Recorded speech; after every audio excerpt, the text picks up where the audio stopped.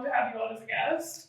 Welcome back to Triple Scorpio. At long last, the elephant in the room is that I'm not alone. I'm joined by, actually, fiancé reveal. Joined by my fiancé. Fiancé reveal. Exactly. Fiancé reveal. We have Sam. Sam acknowledgement, as Caitlin likes to say. We're doing a Sam acknowledgement. Unreal. And he's here because we have an extra special, as in me, we have an extra special episode today. We are going to address the astrology skeptics. I put out a call, just out of curiosity, to the Creasy Boy followers, like, you put out the hater bat signal. Yeah, I threw out the hater bat signal, exactly. I was like, hey, so if you're a hater, flood my DMs. Flood my DMs. DMs. Hop on if you're a hater. Give me the worst you got. Yeah, let's hear why you're not into astrology. And overwhelmingly, it was a lot of straight men. So I do find that interesting. And I thought, hey, why don't I talk to a straight man? Because, you know, your resident straight man. My resident straight man, you know, famously, people don't listen to men anymore. I've been saying that. Yeah, so I've been saying that people are not listening to men enough anymore. That's a smear campaign. That's not true, Sam. Is saying that always in jest. And yeah, do you wanna add anything? Care to add anything? Happy to be on the show, on the pod. Yeah, I, as representing the white straight male contingent, I've got, I feel like a lot of pressure on my shoulders to be as problematic as possible. No, I'm kidding. You're standing on the shoulders of a lot of interesting men. Standing on the shoulders of a lot of unimpressive men who failed upwards. Right.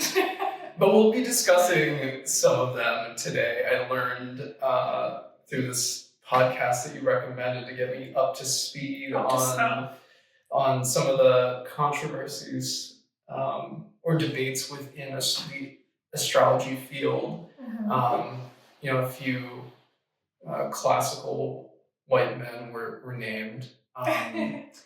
And we'll kind of get into some of that history, but also there's like a lot going on in other parts of the world, and some ancient collabs that happened that kind of made astrology think what it is today. And then of course we've got the modern day haters, your reply guys, your well actuallyers. They come out in full force. I think when it comes to anything astrological. That's very true. And no shade to my reply guys. We're really saying this with love and light, and we're more so just like gonna debunk a few things. Totally. That I feel like are pretty common misconceptions and misuses, misinterpretations of this ancient science. So I feel like to start off. Does that make you a woman in STEM? No, God forbid a woman be in STEM. Yeah. God forbid. Maybe that was a breakthrough. That's kind of not what I would say about myself, but you know what? Astrology is a science. Yeah, what the hell? Sure, I'm a woman in STEM, and I am operating podcast equipment on my own. So that's so crazy. But I would love to start by asking you to listen to men and ask you what your experience with astrology, like before you met me, because fun fact, when Sam and I first started talking, he offered up his big three, which without me having to ask, that was huge. And shout out to that meme that's like, if a man knows his big three, he's ran through.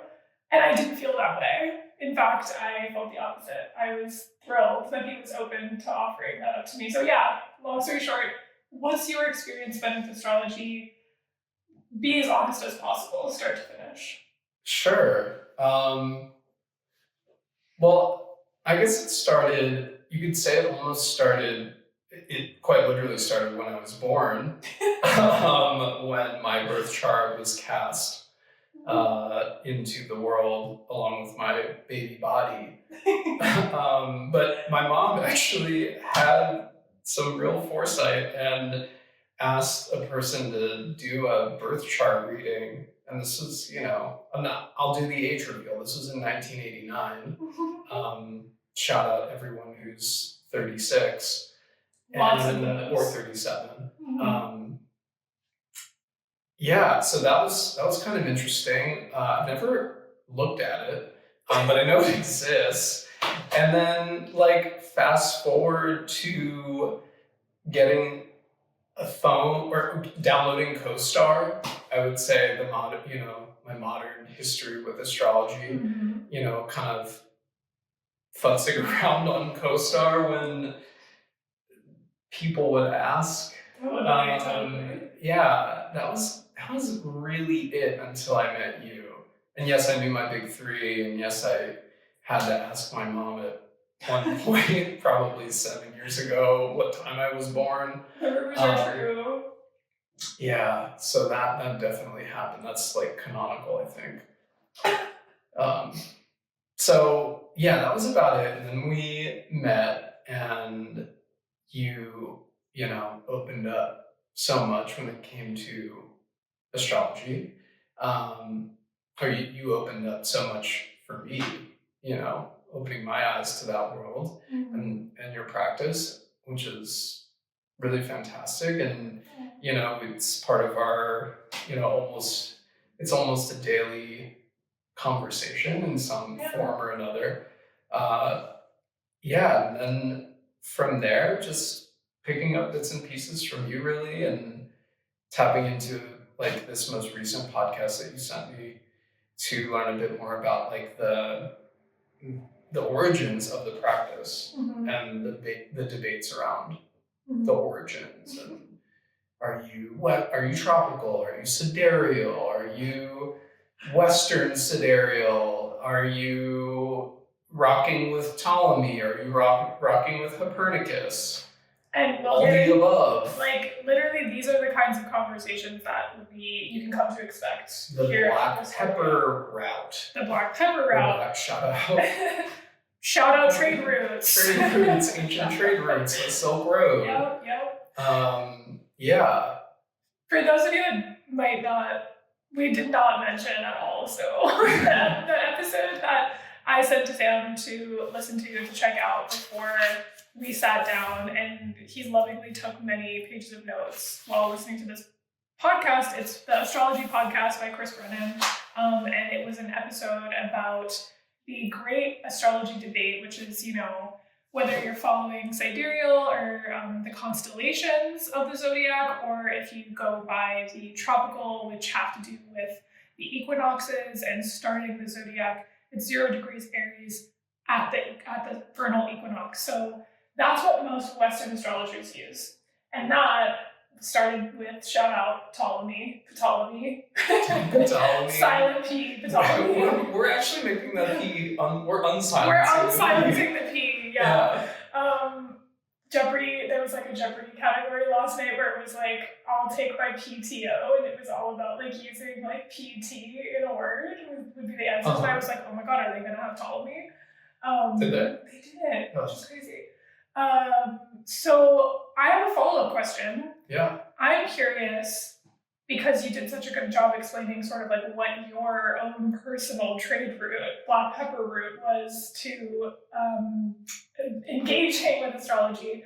But I'm really curious as to what were some moments or tidbits about astrology or your chart that really clicked for you, that felt maybe you felt seen, or maybe you felt whoa, this is really interesting. Any kind of patterns or things that anyone's brought up that felt interesting, that shifted something in you?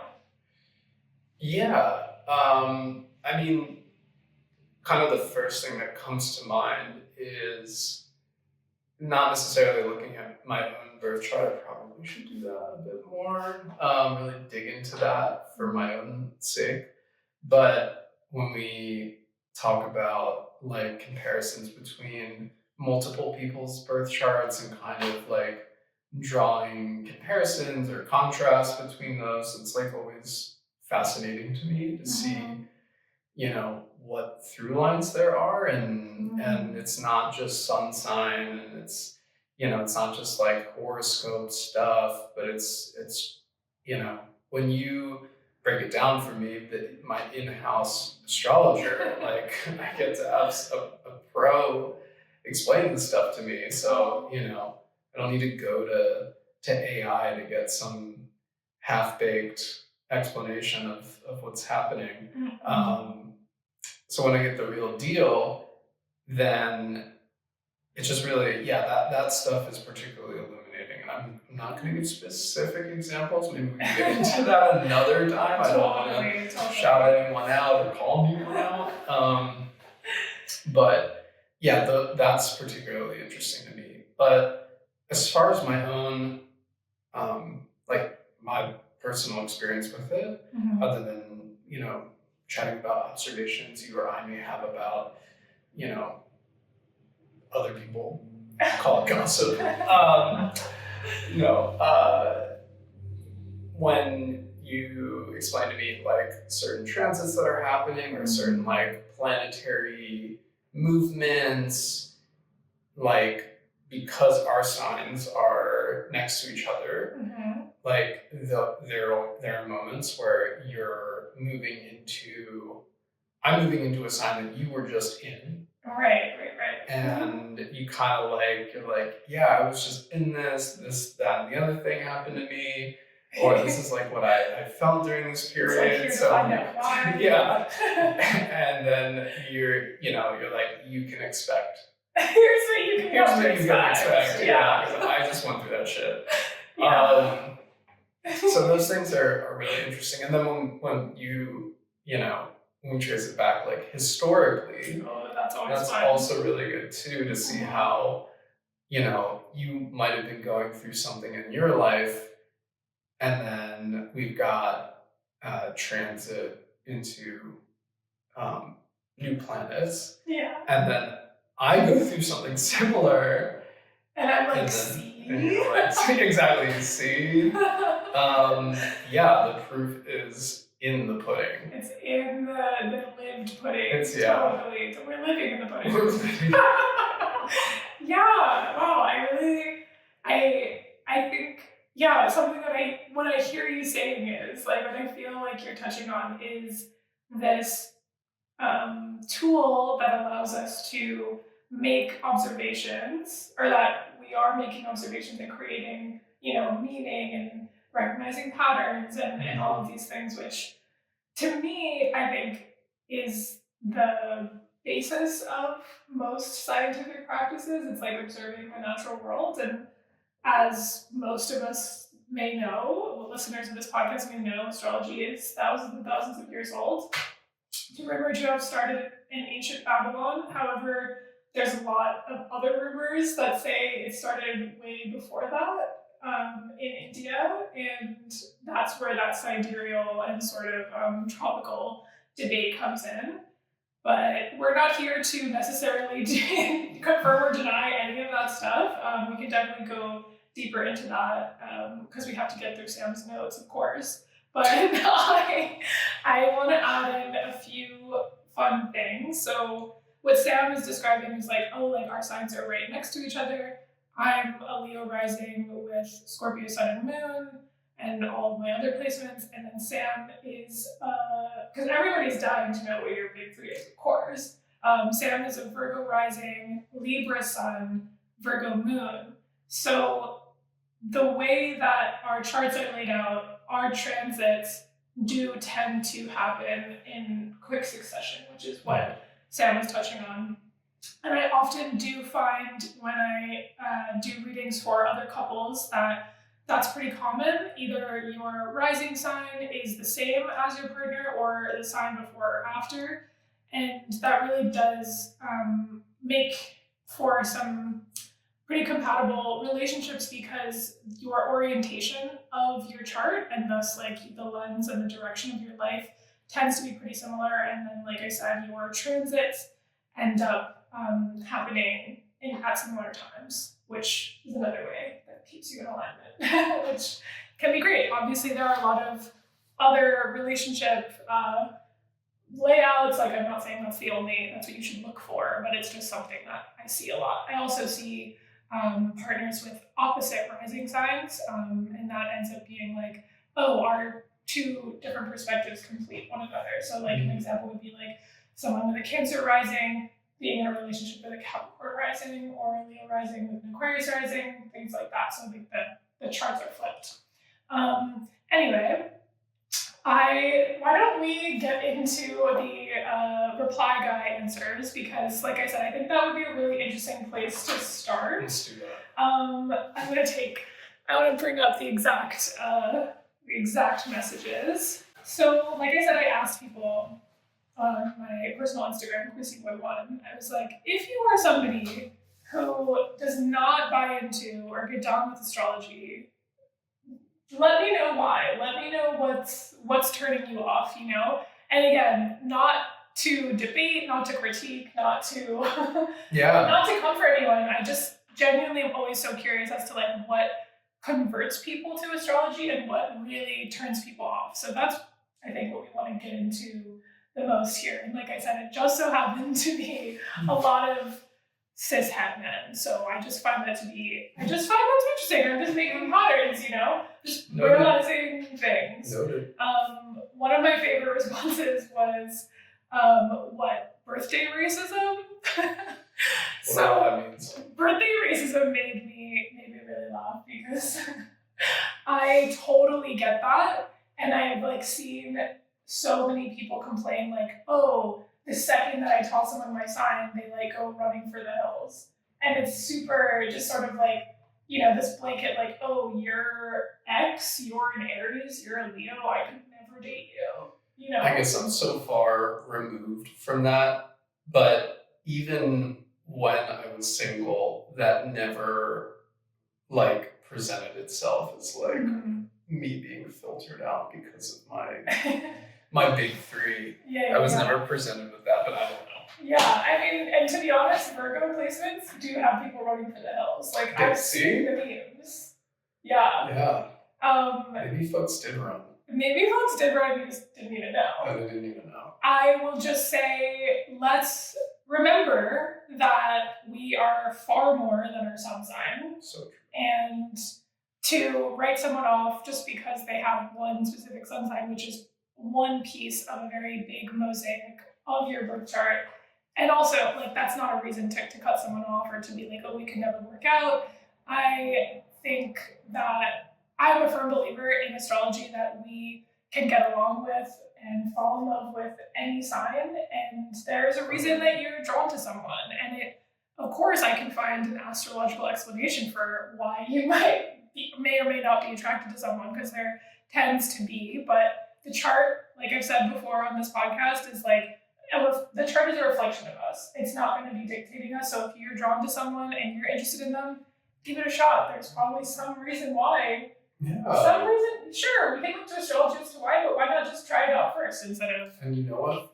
For the astrologers, that's just another data point. That's just We're another just data point. collecting data. Exactly. Sorry if your date didn't work out, but now that's data. It's called data. It's a rich data set. Exactly. So let's not practice quote-unquote birthday racism. There's no reason to write someone off simply because they're a Capricorn. And there's shadow aspects and beautiful aspects to every archetype in the zodiac. And yeah, get a reading with me if you want to learn more about what you might be curious about in that regard. Next, I wanted to bring up another great response that I got. This is a more pro-astrology response that I just thought would be helpful as, you know, to form a contrast. Sort of a foil. A foil, a heel. A shit sandwich, if you will. Oh. Except for the shit is the bun in this case. Anyway, It's so... all shit. Yeah, it's all shit. So the next response was, somebody said, this was the second question I asked. I said, alternatively,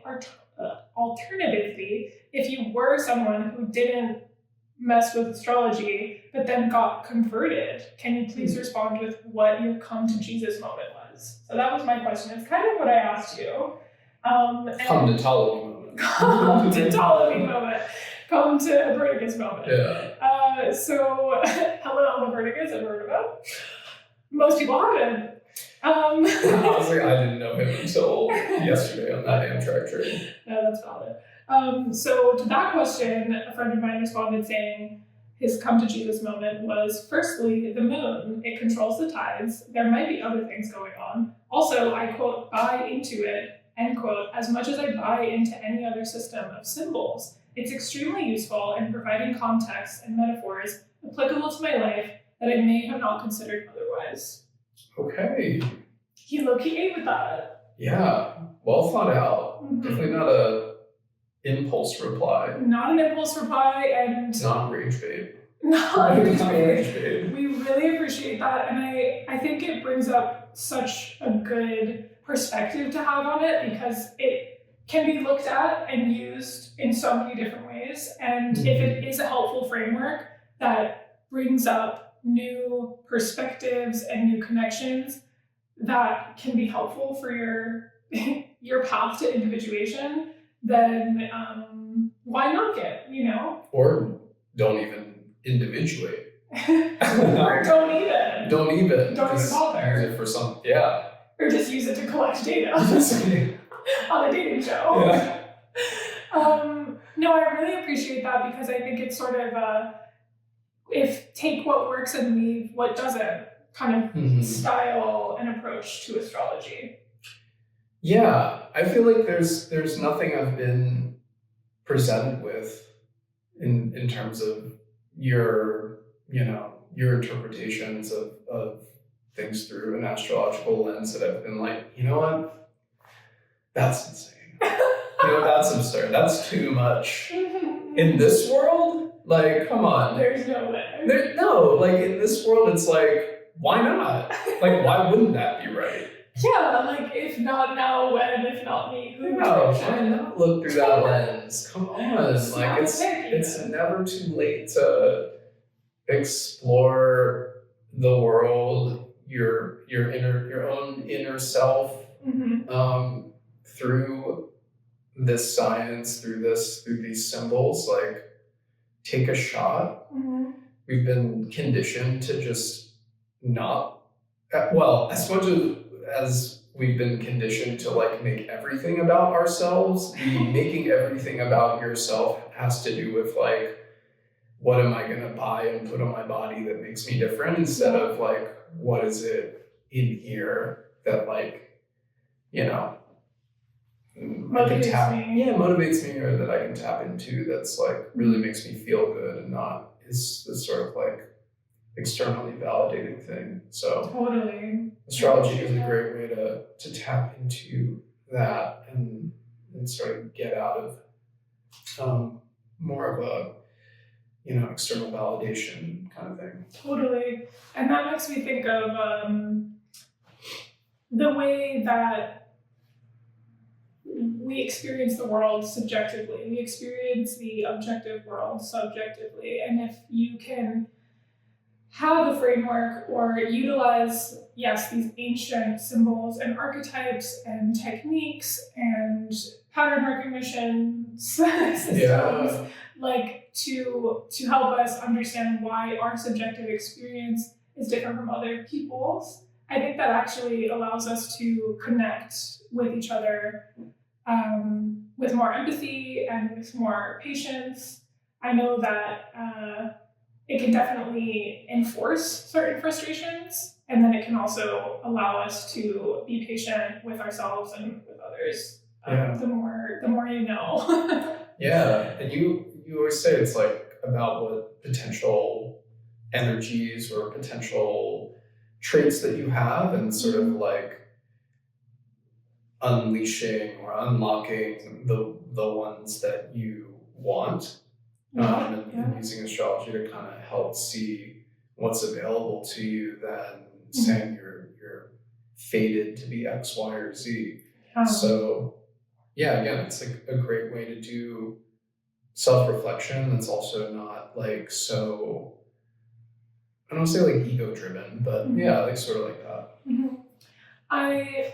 one of the reasons why I think I'm so drawn to astrology is because, and I think you have this aspect too, and it's something that we connect on, is like we love observing things and we love articulating our observations. Yeah, monitoring situations. Etc. But I really love people and connecting to people and understanding what their past is, understanding what their story is, and this is the lens that I really like looking at that through. And it in my relationships with other people, it is definitely enriched by my understanding of astrology, and it allows me, like I said, to be more patient with myself when I find myself struggling with certain, ego-based reactions, or like leaning too much on my own trauma or stories that I tell myself.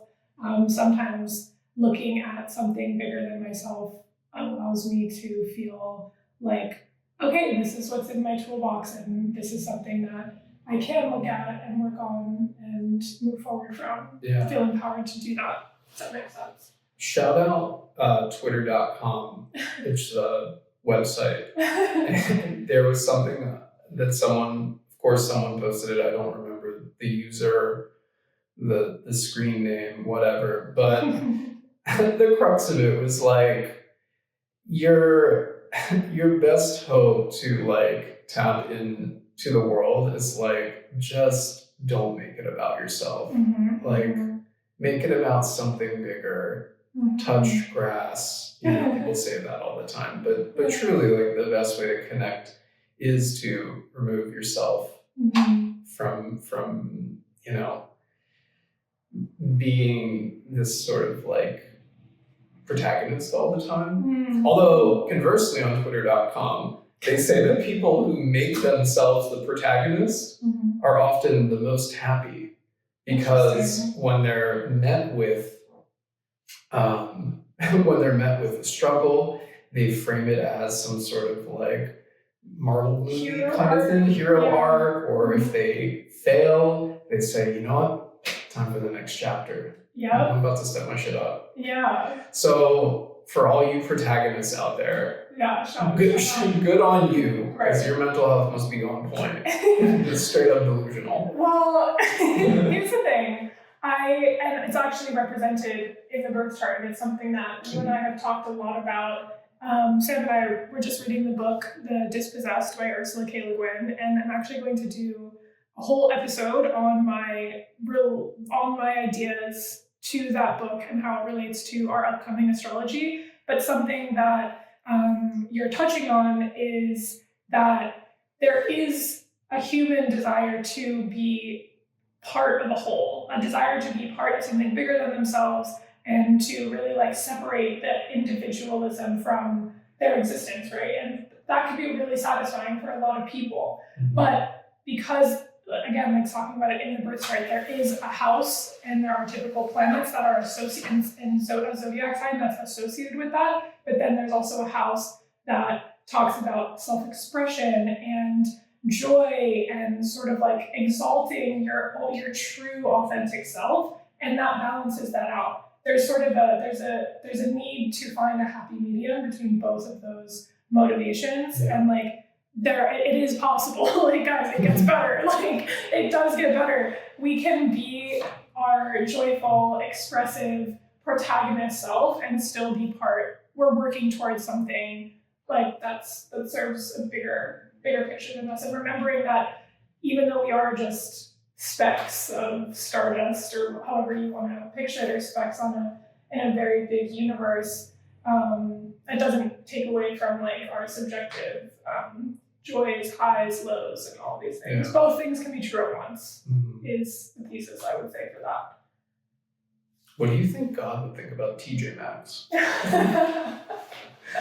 Like, I think it's ungodly for sure. Yeah. I don't think there's a God there. It's unholy for sure. Yeah. And to that point, I think some people struggle more with their egos and their self-centeredness than others.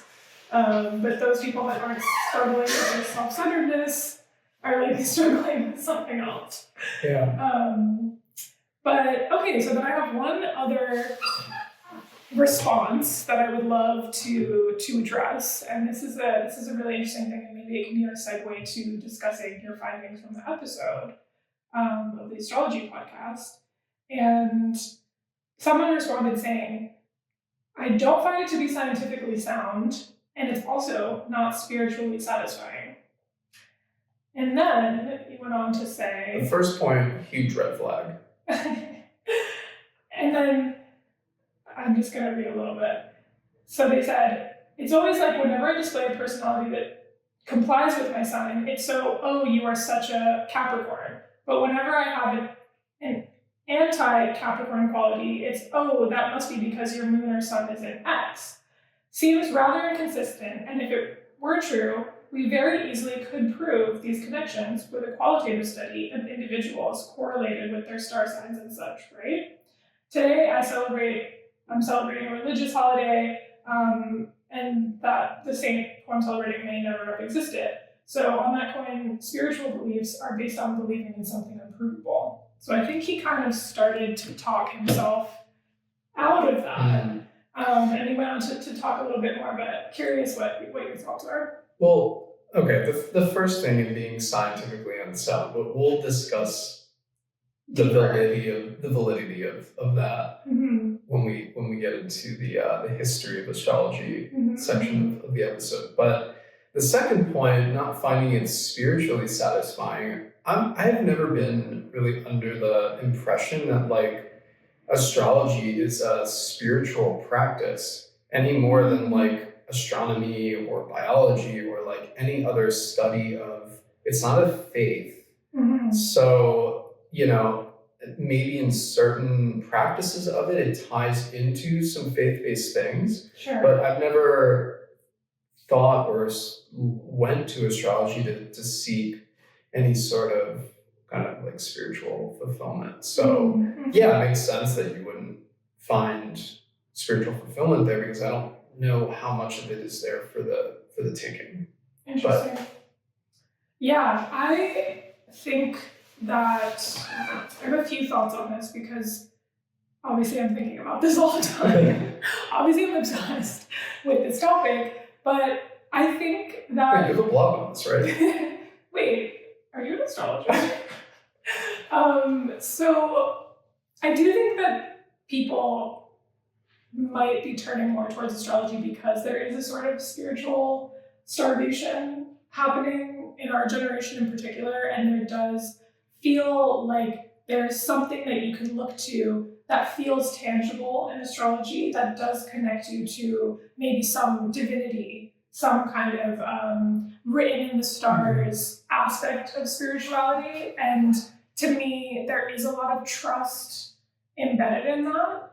And I can understand why there is a sort of like discussion about like whether it's spiritual, whether it's scientific. It really kind of falls in between those two things. Okay, yeah. Because it is a belief that these systems mean something to us on Earth, right?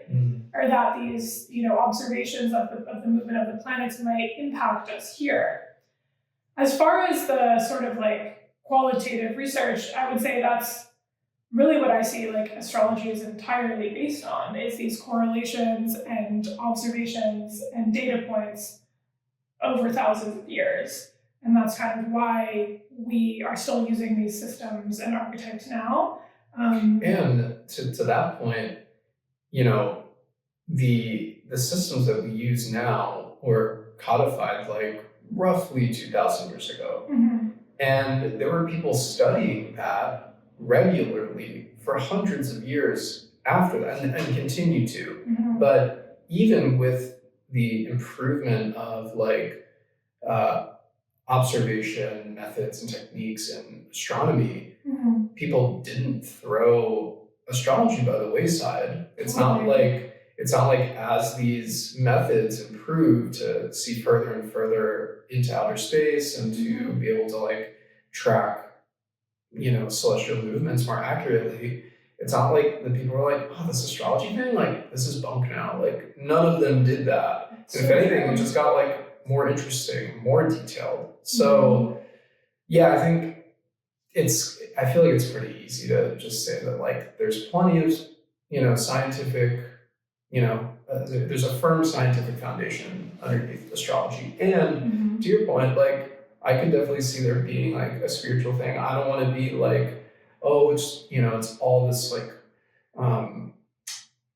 quantitative like numbers and like it's all sort of like mathematical, and that makes it a little like boring. If it just I actually think that's not really why people go to astrology, and I think that's why astrology is more exciting for people, is because it takes, like I said, this tangible accumulation of data and puts it into a question that I get all the time. What does that mean for me? Like, what does that mean in my life? How is that applied? And that's what astrology can do. And I also think that, like you were just saying about how these archetypes and these traits and all of these sort of like descriptions of the zodiac and the relationships to the planets and all of the, like I said, empirical evidence that people have been, relating a planet moving into this part of the sky and what that means, it must have, to me, it speaks to our human experience that spans thousands of years. And not to bring it back to this, but the collective unconscious that is still rocking within us, and that's why these things still feel relevant to us today. The other thing I was gonna say is that when I think of something that's like spiritual, and it's from lack of my own like reading on this or doing research, but like were people writing about astrology the same way that like, I guess how should I say this? Like when I think of spirituality, I do think of something that's like written, it's poetic, it's like kind of like lofty and symbolic, but also even less, like almost like less scientific, like just more like being so obsessed with, being so enraptured by like in awe of like the beauty of life, that like those things, that it's a little more, even like maybe a little more romantic than like what's presented in astrology. And it goes beyond science, it goes deeper into a sort of human experience of awe, the experience of awe. And that reminded me of the point I was going to make, was that like there was a time when astrology was like predating astronomy, and that math and astrology and religion were all really linked. They actually did not separate them at all. And it was only when they started to separate like science from religion that we started to like see the sort of delegitimization of the science of astrology. And then I would also say, again, because in the chart there is a house and a sign associated with our relationship to spirituality, that house and that sign in your chart represents how you learn, your pursuit of knowledge. Like there is this sort of ineffable, in non-tangible like pursuit of something, of this like quote unquote knowing of the big T truth that humans have always been searching for. And astrology is one of the tools that was developed to try to get to that, if that makes sense. And that, I don't think that in the same way I was saying like, oh, like self-expression versus being part of something bigger than you. Like we don't want to remove this sort of natural desire that humanity has to understand, the big T truth. Like I was saying, that's spirituality, I think. I feel like we could have felt it pretty, this convergence of all those things pretty profoundly if we were in like 9th century Baghdad. But we're not there right now. Totally. But I feel like that would have been kind of like sick. It would be pretty awesome. That would be fucking awesome. Fucking sick. And then like again to that point, like which is what this person who responded to me started getting at, was just like, like if faith is based on something that like you can't really see, and that it really is just this trust that you have that there is something bigger than you, then there is an element of that in astrology as well. In addition to lots of empirical evidence, which is what, aspirin was empirical evidence, traditional Chinese medicine, acupuncture, all of that's empirical evidence. So that shouldn't be, swatted away. Yeah. I don't think. So those were the responses that I got that I really wanted to discuss here on the pod. Did you get any responses from any women? No, I didn't actually. Wow. Yeah, which I thought was interesting. And not that I want to gender anything. I mean, like, they're all different. Women believe astrology. And believe women. No, believe women. We're not out here believing all women, but we're believing most. But again, it's not necessarily gendered, but I just like to, I do find that the people that I find that are more skeptical tend to be, I think it's also just like, how could you not be a little bit frustrated by somebody who knows about something that you don't know about, and they're all kind of like snickering behind your back, like, oh ha, you're a Leo, like you piece of shit, like who would like that, it does happen to guys a lot. Yeah, there's a lot of guys who can't resist the opportunity to be like a Wojak meme. Yeah, like a soy jack, Wojak. But it's also like, I've heard a lot of women experience this too, again, and I'm sure people all across the gender spectrum have experienced a distaste with astrology, and it goes back to what I always talk about, which is like, we are all more than our sun sign, and that tends to be what people complain about, like, oh, you're so X, Y, and Z, and it's like, how can I be just this one thing that all these other people are? Get this, newsflash, astrology is not asserting that you are, and it's just, it's because of like watered down pop astrology, which that whole like pop astrology sun sign thing started in the 1930s. It's not even that old in the practice of astrology. And you know what? the folks on the podcast, and maybe we'll segue into it now. Yeah. What they were saying was like so true, is that people like often like believe what they're told, or like believe astrological observations, but they don't always believe all astrologers, because a lot of astrologers are just out there, puffing smoke, and that's it. And like the same way that you can't just believe anything that anyone tells you. Exactly. The same goes with astrology, same goes with medicine, Western medicine, TCM, whatever. Like, same goes with anything. DYOR. Take what works and leave what doesn't. Take what works, leave what doesn't. And yeah, I think there's certainly like probably a lot of astrologers that give astrology a bad name. But again, that goes for every profession. It goes for everything. Yeah, and I guess like to not make a sweeping sort of like generalization, like, oh, fuck this, like this doesn't describe me. And I totally understand the motivation to feel that way. Like it would be offensive. Like the feeling of being misunderstood is so painful. And it's like, why it's so great to find things that make you feel seen, whatever that modality is. And not clearly this is an astrology podcast, so I would suggest a good astrology reading for that. But like if that's not for you, then you can find something else.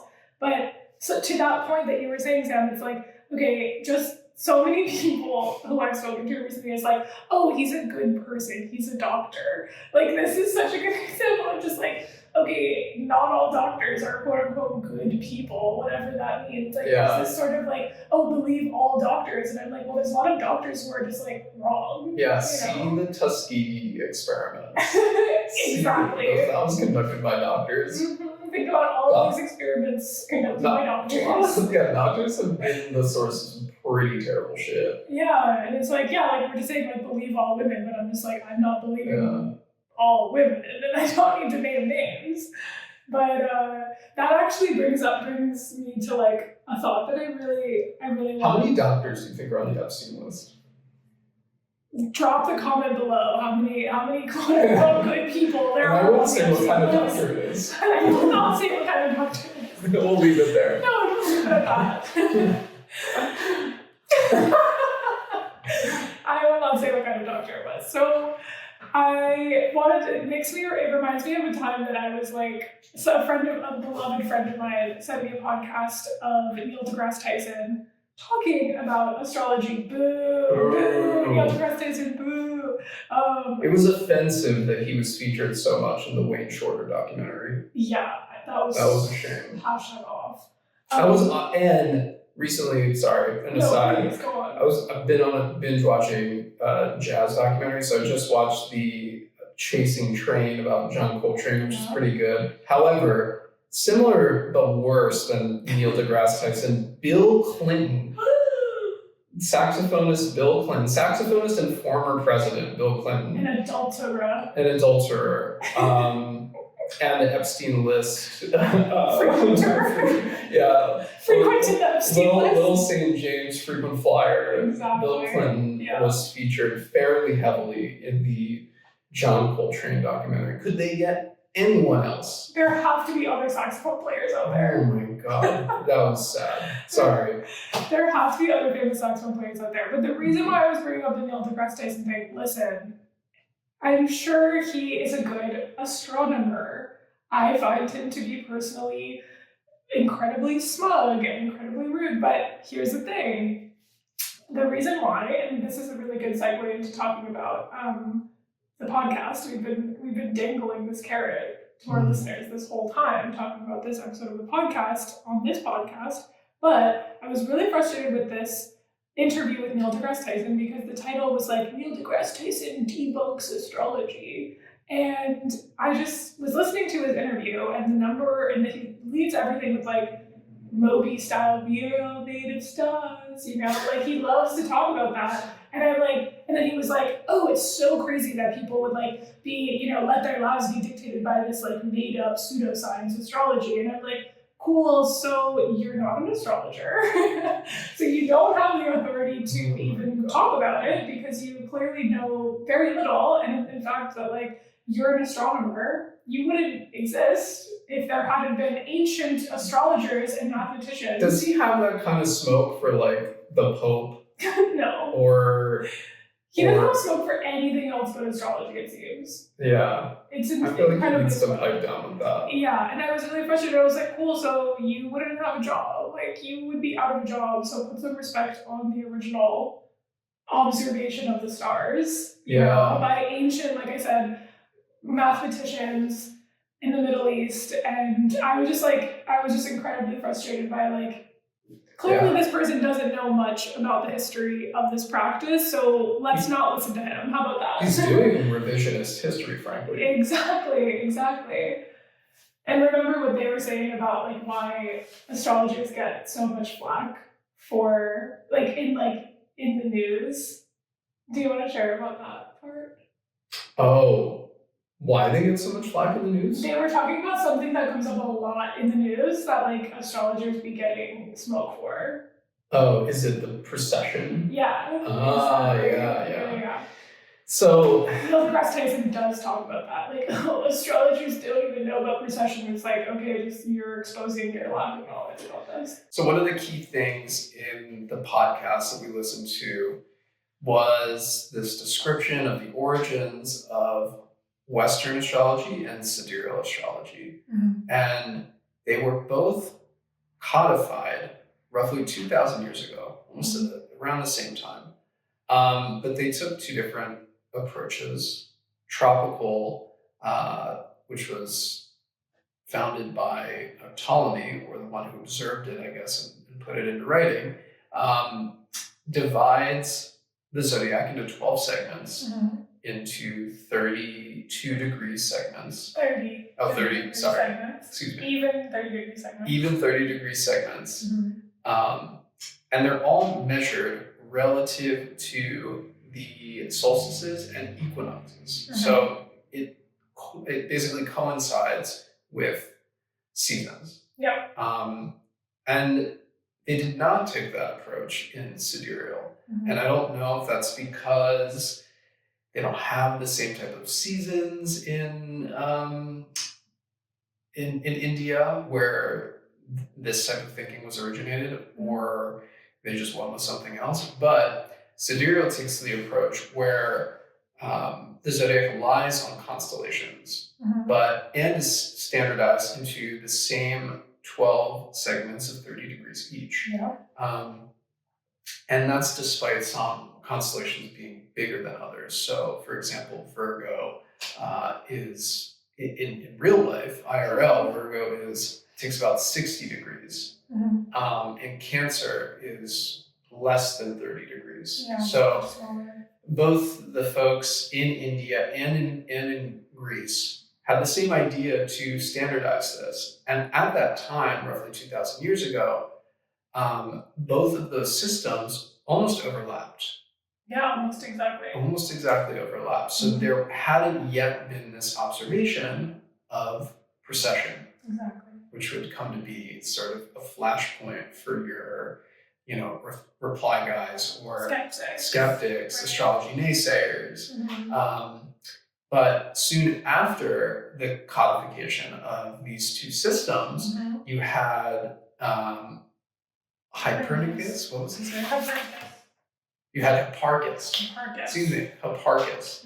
So after this was codified, you had a guy named Hipparchus in about 100 CE who started to document his observations of precession, which is the gradual separation of these two observational systems. So the separation between like the equinox being 0 degrees Aries and versus the actual constellation in the sky being at 0 at that point during the equinoxes. Exactly. So basically the 0 degrees Aries shifts because the Earth is on a wobble, and that shifts 1 degree every 72 years. So right now, the separation between that 0 degrees Aries point in tropical astrology versus the sidereal constellation-based astrology, that separation is 24 degrees. Ptolemy,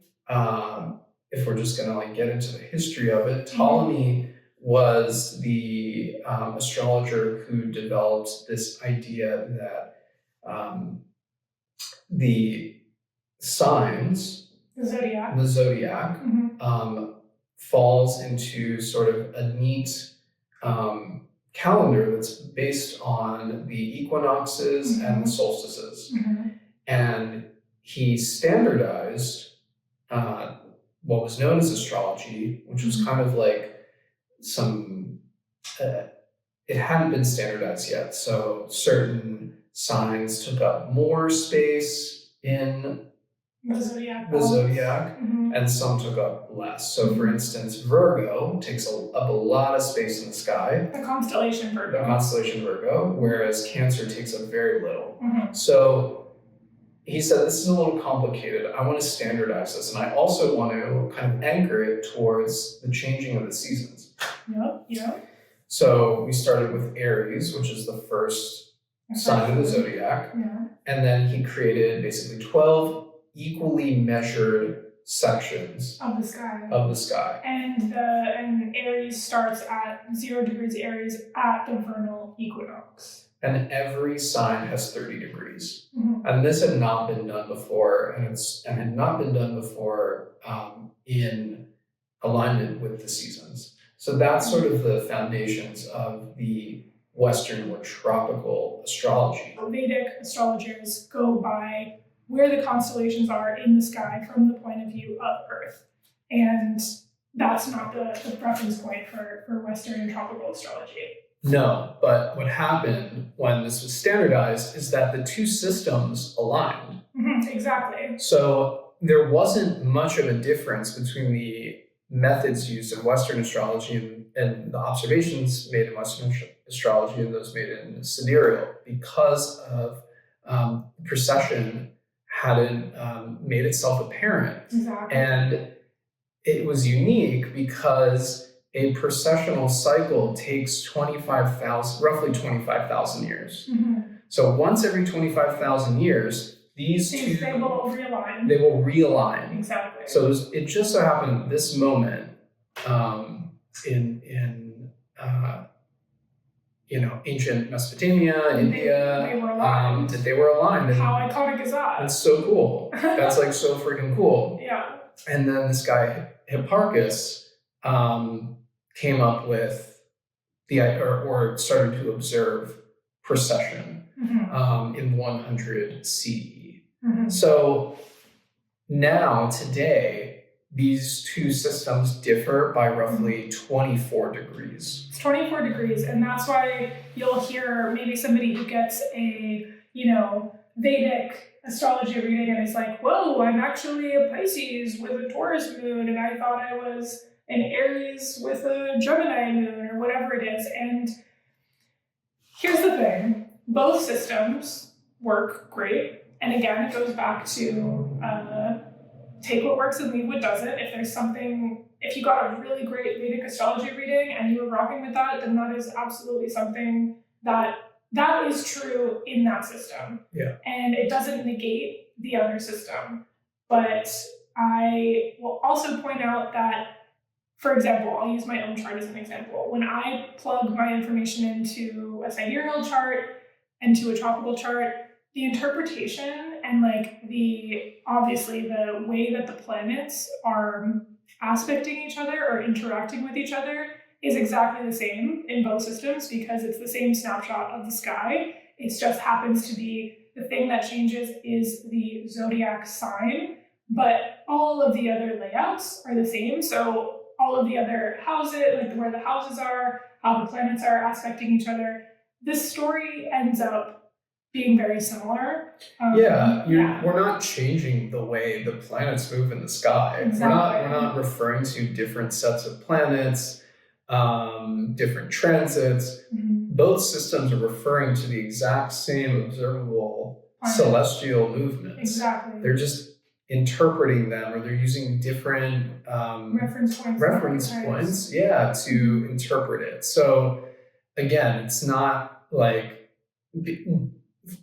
astrology naysayers would kind of use that and say, use it as like a gotcha or like a well actually, but it doesn't really hold up very well. Mainly because precession was known about for about as long as the zodiac has been established. Yeah. So to claim that, there's an article that comes out every, I want to say 3 to 4 years, your astrology sign is wrong because of this thing called precession. And yeah, I guess I would say it's a little bit condescending to astrologers in that sense, because it's very much I can't believe astrologers don't know that. It's guys, they do, and there's a name for it, and there's a reason why we practice these systems the way we do. Yeah.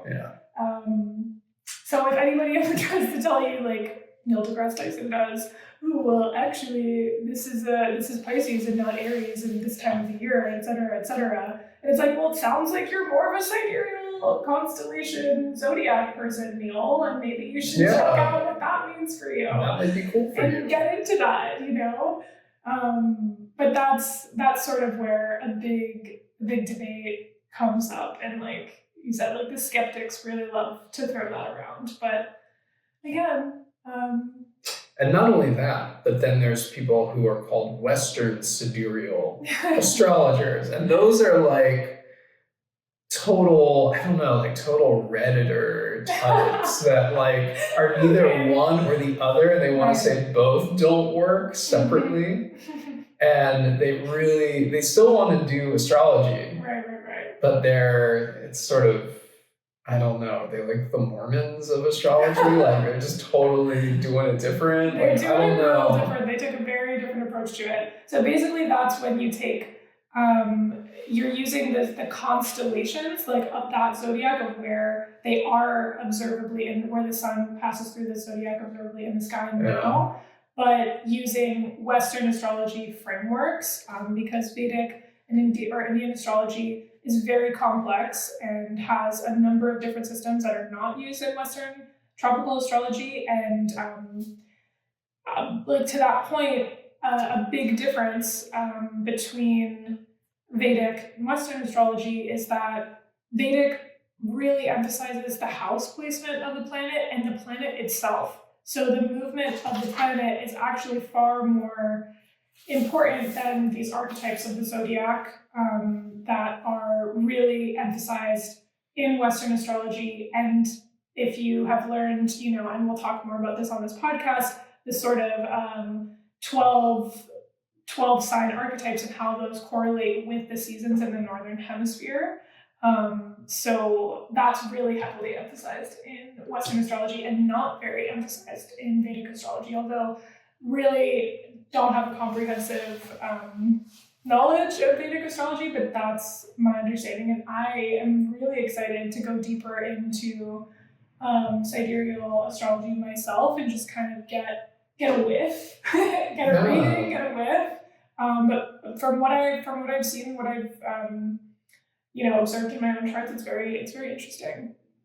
So yeah, I think just like before we wrap up and give our final thoughts on all of this, I just want to add that like another gotcha that skeptics use a lot is talking about, like I was just saying, how these astrological archetypes really only work in the Northern Hemisphere. And like, what about in Australia? What about in Argentina? What about in the other half of the world where those, seasonal archetypes don't apply? Do you have Javier Malay's birth chart?